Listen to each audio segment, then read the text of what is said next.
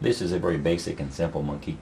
It's really good for line work and quick stuff. It uses just a single 260, and then as an option I like to add eyes, so I've got a 5-inch round that I've blown up to about an inch or a little less.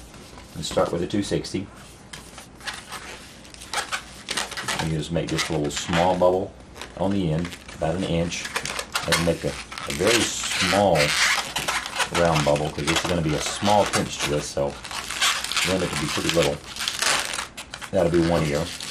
Then you make a bubble about the size that we did for the first one. This will be his muzzle, and then this will be his head here. So you need another pinch twist the size of that one. Make another bubble like that second bubble you made. Make that into a pinch twist.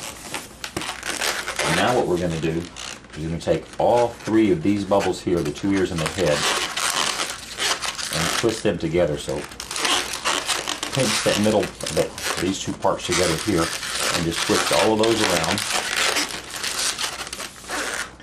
And you get a really cute monkey head. And you can, if you want, you can just draw eyes on the front there.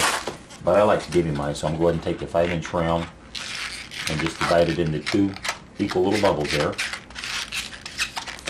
And then just come from the back of the head and bring one around on either side. And then spin them or lock them in place. And you get some really silly big bug eyes. It makes them pretty funny. Now we're going to make a little small bubble for his neck.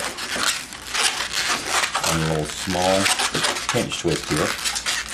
Just like that. Now we're going to make a diamond. You're going to make 4 bubbles, all the same size, about the width of my hands. That's about 3 or so inches.